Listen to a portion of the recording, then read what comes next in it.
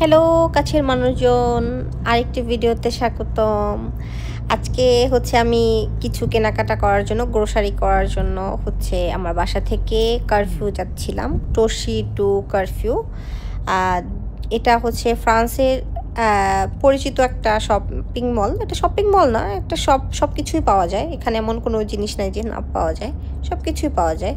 But অত expensive প্রাইসও না, আবার লো প্রাইসও না, নট ব্যাড।